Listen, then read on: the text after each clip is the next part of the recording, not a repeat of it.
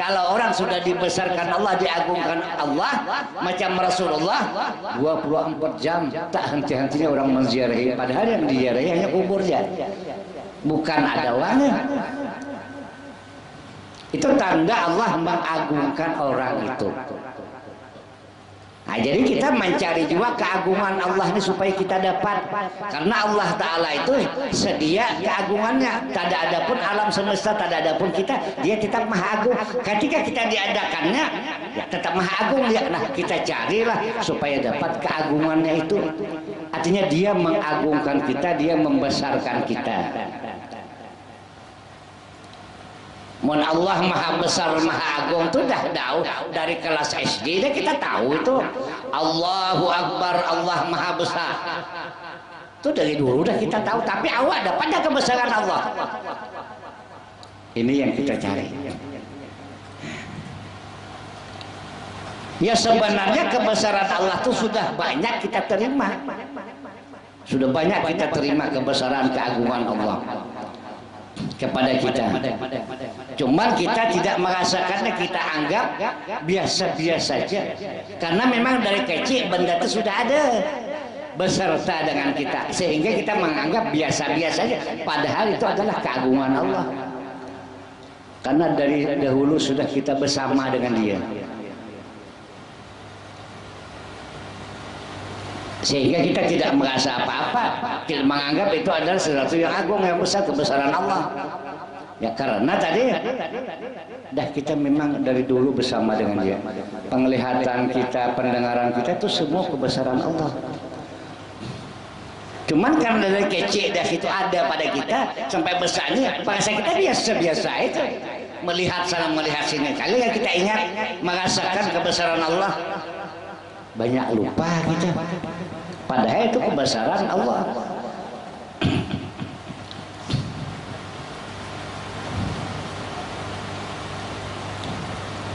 Ya ibaratnya itu orang yang miara bebek di samping rumah berdekatan. Karena itu karena dia udah terbiasa, jadi dia tidak apa, biasa aja dia makan dekat kandang bebek itu. Kita yang baru datang, kaciuman benar gitu, bau tai bebek, karena kita bau. Dia sudah dari dulu memang, jadi dia biasa-biasa aja. Nah gitulah contohnya. Karena penglihatan pendengaran memang sudah dari dulu, jadi hari ini biasa-biasa aja. Nah cuman kita berbaliklah kita untuk menghayati, belajar menghayati kebesaran dan keagungan Allah. Nah, adapun penglihatan, pendengaran, perkataan, pergerakan, ini adalah keagungan Allah yang Allah berikan kepada siapapun makhluknya. Yang beriman, yang kafir, semua diberikan keagungan yang ini, kebesaran yang ini.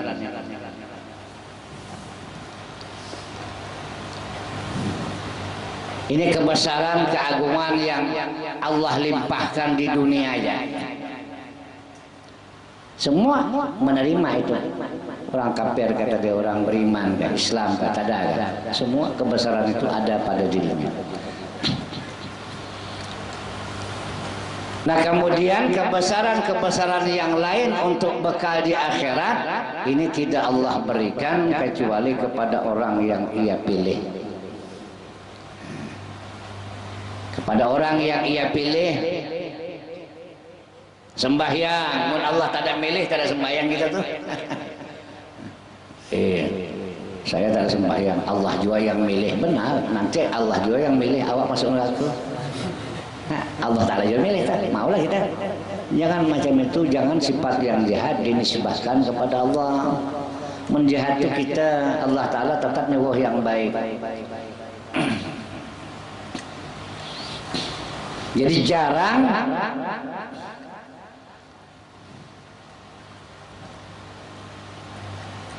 kita ingat di dalam melakukan ibadah itu adalah merupakan kebesaran Allah. Nah, sebenarnya kita disuruh lebih-lebih lagi pada masalah ibadah salat. Itu adalah kebesaran dan keagungan Allah kepada kita. Nah, sehingga di dalam salat itu kerap kali kita menyebut Allahu Akbar. Sami Allah sekali aja kita nyebut Sami Allahu liman hamidah, yang lainnya Allahu Akbar, Allahu Akbar, Allahu Akbar terus. Berdiri, duduk. Sekali i'tidal aja tadi itu yang Sami Allah. Jadi banyak kali kita menyebut Allahu Akbar, artinya banyak kali kita merasakan kebesaran Allah. Karena Allahu Akbar itu kita memahami lain lagi, artinya pemahaman itu nanti untuk mendekatkan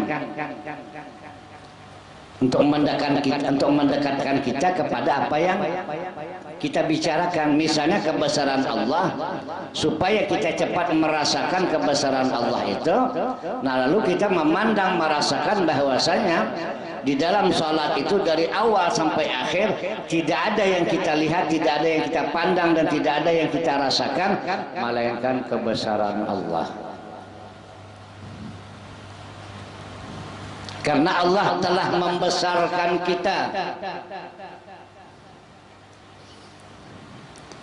Jadi Allahu Akbar, Allah telah membesarkan aku. Itu maknanya. Jadi akbar itu hakikatnya kepada orang yang memandang kebesaran Allah kepada dirinya, Allah membesarkan dirinya. Allahu Akbar itu dia isi PL madhi, akbara yukbiru ikbaran. Allahu Akbarani, ininya dibuang. Itu paham yang kita memandang kepada Allah membesarkan kita. Kalau dia Allahu Akbar itu maknanya Allah Maha Besar, itu akbar itu isim tabdil, dia bukan PL madhi. Kita akbar itu PL, Allah mem-PL kita, Allah mengerjakan kita, Allah mengagungkan kita. Akbar. Cuman tadi kita baca akbara, tetap saja kita membaca Allahu Akbar. Hakikatnya akbara. Mun yang hakikatnya akbaru itu biasa dah. Itu kelas biasa dah, yang dari dulu kita memang seperti itu. Allahu Akbar, Allah Maha Besar. Artinya kita mengagungkan Allah. Yang kita mau tuh Allah mengagungkan kita. Nah, cuma itu hakikat. Arti hakikat itu jangan dinampakkan. Allahu Akbar tetap jadi mati ujungnya tuh. Jadi mati itu kalau belajar tulis Arab, mati itu bulat dia. Bulat seperti sukun. Nah, di dalam sukun tuh isinya punya kita ra akbara. Tada sesat ya. Tada sesat itu. Kecuali awak baca, baca sesat. Yang macam yang di dalam dia, makanya tadi Allahu Akbar, diam gitu saja, jangan dibaca Allahu Akbar. Sesat, rusak syariat awak, paham enggak? Karena yang di dalam awak keluarkan. Sama aja dengan kotoran kita nih, maunya di dalam kan aman-aman saja, kita sembahyang berapa puluh ribu rakaat pun kita tetap sah. Tapi kalau keluar sedikit najis kan? Nah seperti itu, jangan dikeluarkan. Allahu Akbar, tetap di Allah. Cuman hakikat kita itu akbar tuh akbar. Di dalam sukun tadi itu akbaran. Jadi baris harkatnya itu akbar. Allah membesarkan aku. Mana buktinya Allah membesarkan aku? Allah mengangkatkan tangan aku, Allah merukukkan aku, Allah mesujudkan aku. Karena pekerjaan itu tidak gampang kalau Allah tidak memberi kebesarannya. Banyak orang yang tak mampu mengangkat tangan. Berat pernah tangan dia, tak bisa ngangkat dia. Juhu tak bisa ngangkat, asal tak bisa. Berat. Tapi kalau Allah dah nolong ringan. Kebesaran Allah dah, artinya tajalli pada dirinya, Allah berikan kekuatan pada dirinya, lalulah tadi dia merasakan kebesaran Allah. Nah, cuma tadi tetap jangan dilapaskan. Nah itu hakikat. Mun kita lapaskan, ya namanya tak campur, paham tak? Yang sudah kita bicarakan pada minggu yang lalu bahwa syariat dengan hakikat jangan dicampur. Mun awak nampak Allahu Akbar, tak campur, ya masuk ke syariat, paham tak? Nah, rusak, terbakar, siapa yang terbakar? Ya syariatnya, hakikatnya pun rusak juga karena dikeluarkan. Diam. Merasakan kebesaran Allah dalam sembahyang itu artinya merasakan sifat Allah. Paham tak? Kebesaran Allah itu kan sifat Allah. Jadi orang dalam sembahyang itu kalau hendak kita berikan kelas-kelasnya ya. Ayo, orang yang sembahyang lebih baik ingat sifatnya atau ingat namanya. Mau ingat namanya kan ingat Allah dah. Ini kita pikirkan, kita belajar. Kalau orang dalam sembahyang ingat Allah,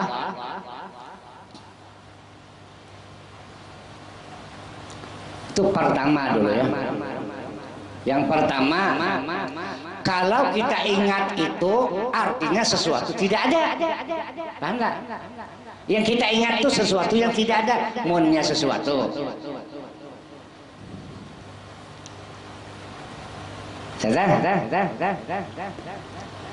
Itu kalau kita ingat Allah dalam sembahyang.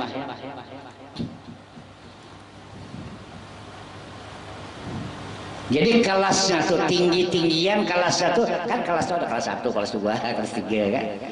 Mana tingginya ingat Allah atau ingat nama atau ingat sifat? Kita kaji dulu, kita pelajari ya.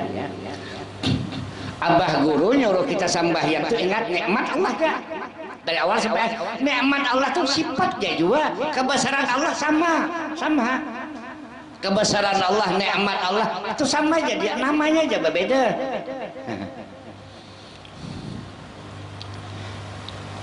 Nah, jadi kalau nama, ingat nama.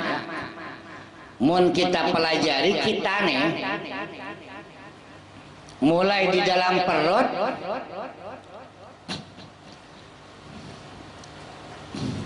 jadilah bentuk tubuh kita di dalam rahim ibu kita.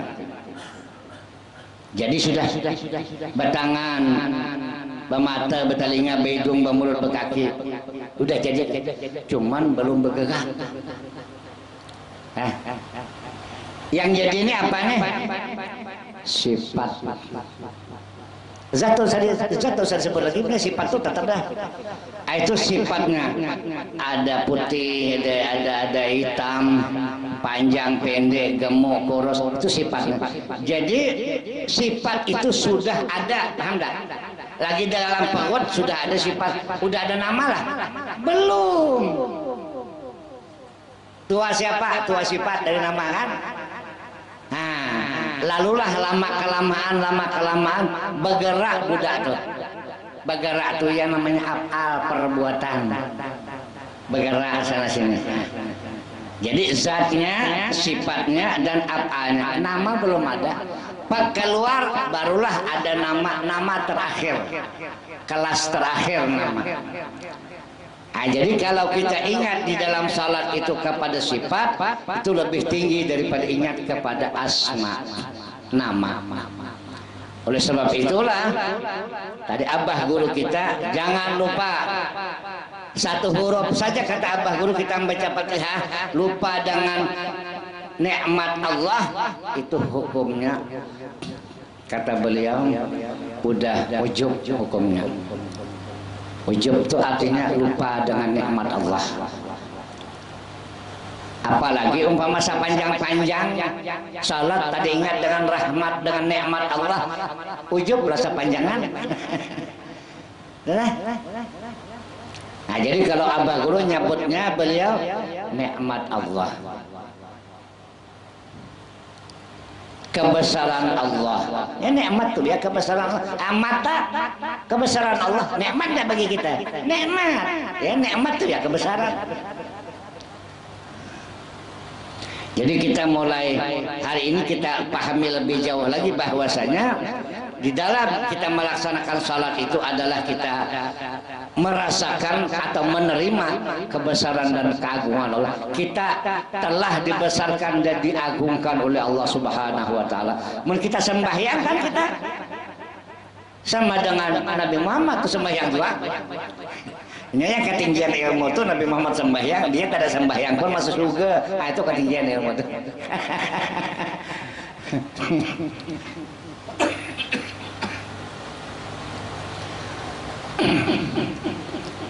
Jadi kita supaya kita tadi pas dengan kalimat ada yang ada di dalam salat, lalu saya menyebutnya kebesaran. Sebenarnya iya nikmat juga.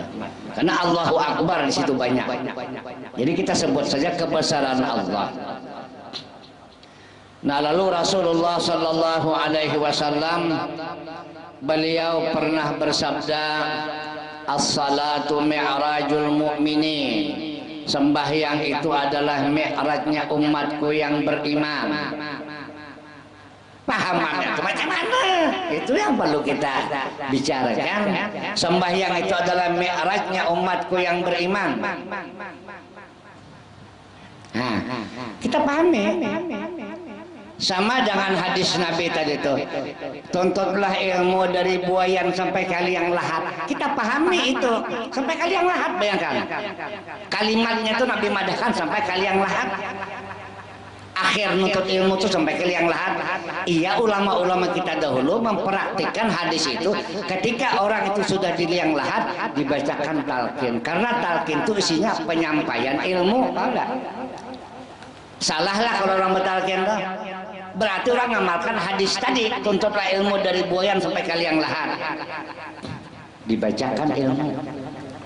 Nah, coba ulama-ulama kita mantapnya pemikiran dia, mantapnya pemahaman dia kepada hadis itu.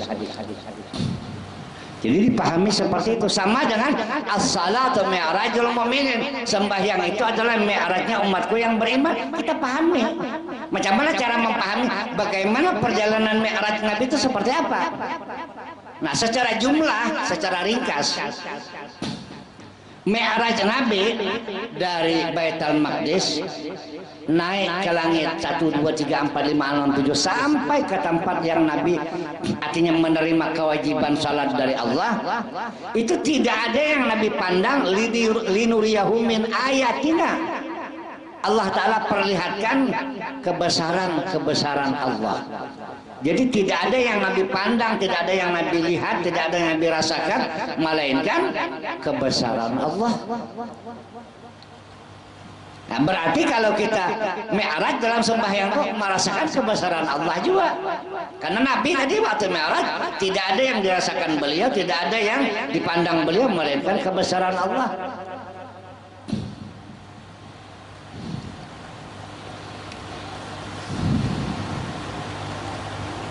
Itu yang dimaksud as-salatu mi'rajul mu'minin.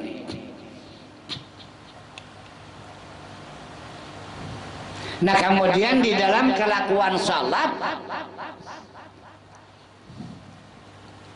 badan kita ini ibarat borak. Makanya borak itu tunggangan Nabi itu.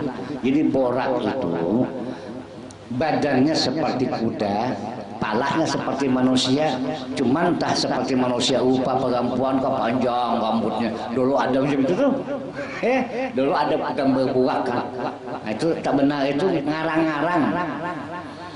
Entah mukanya seperti apa, entah seperti perempuan, entah seperti laki, kita tidak paham juga.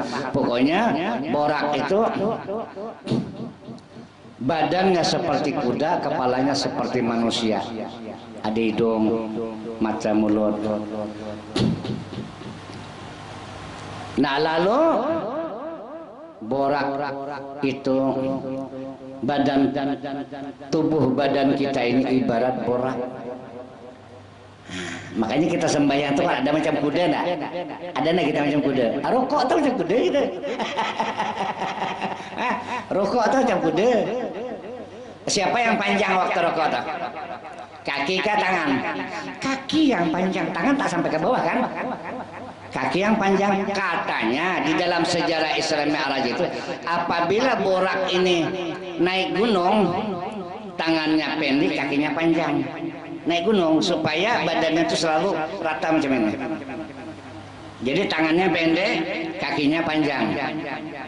Bila dia turun gunung, tangannya pandang, kakinya pendek. Ya yang kita sujud tuh. Mana panjangnya tangan kita dengan kaki kita? Kaki kita kan tinggal telapak kakinya.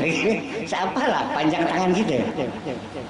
Itu kelakuan kurang di dalam kita salat itu seperti itu, rakam percontohannya. Ibarat ya, ibarat. Jadi batang tubuh kita ini ibarat borak. Yang manunggang kita ini adalah Nur Muhammad sallallahu alaihi wasallam. Itulah yang Mi'raj.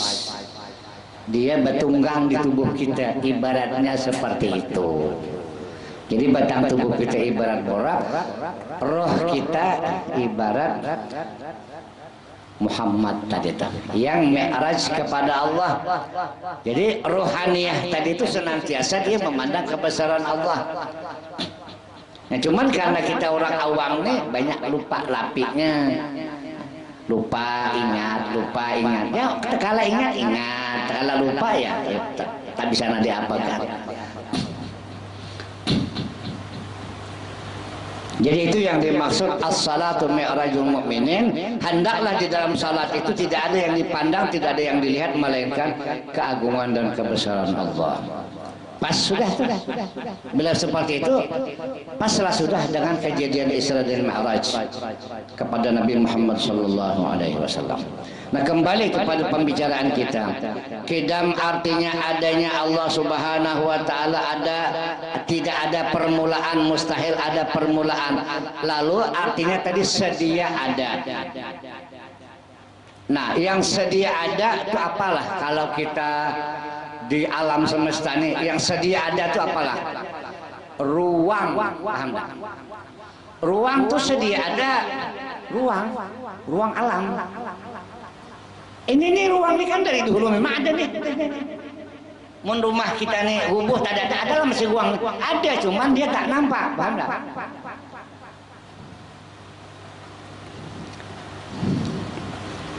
Jadi Allah Ta'ala tadi itu sedia ada.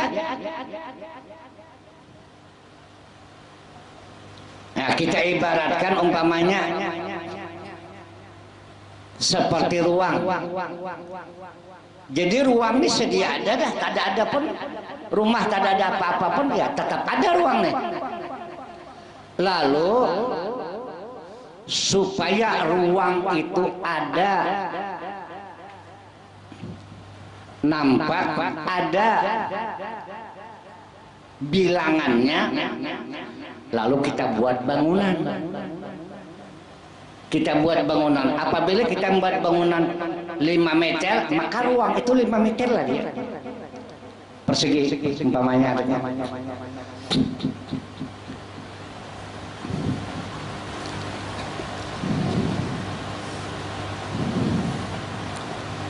Adapun ruang ini sedia ada dah. Adapun Allah Ta'ala sedia ada dah. Ya tadi kita sembah pun tetap ada. Yang macam ruang tadi, ruang ini sedia ada dah. Kita tak ada membuat rumah pun kita tetap ada. Tapi yang mana kita tak ada membuat rumah?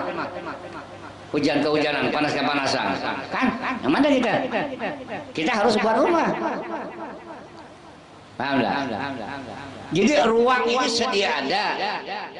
Tapi supaya kita nyaman, ruang ini sedia ada, Allah Ta'ala sedia ada, supaya kita nyaman, ya kita buatlah. Ibarat ruang tadi itu kita buat rumah. Mun kita buat rumah tuh 5 kali 5, nah 5 kali 5 itulah ruang yang ada. Lalu ada hitungannya 5 kali 5, kan? Nampak ruang. Salah?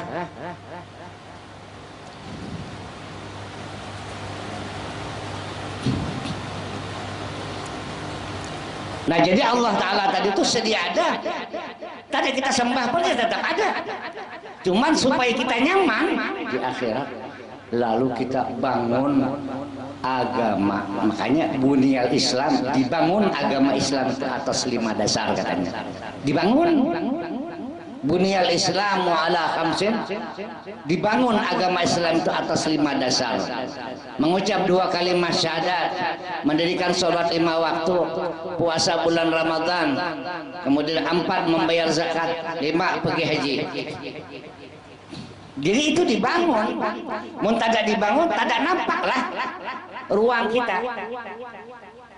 Mun tada kita bangun rumah ini, tada nampaklah ruang kita, dan kita susah. Nak kemana kita betul? Nah, mun tada kita bangun tadi agama Islam itu, tada nampaklah iman kita. Jadi kita ini orang beriman kan ada padahkan orang beriman orang Islam, tapi tidak ke masjid kan? Bukan ke masjidnya, tidak melakukan ibadah perintah Allah maksudnya ya. Maaf tadi salah tuh. Hanya tidak ke masjid. Karena ke masjid itu kita harus lihat-lihat juga dulu tai cecaknya. Ada masjid banyak tai cecak, susah lagi bayang. Gimana kita ke masjid? Jadi tak ada masjid, harus di masjid karena masjid itu tempat sujud, dimanapun tempat sujud itu masjid namanya. Tidak harus ke masjid.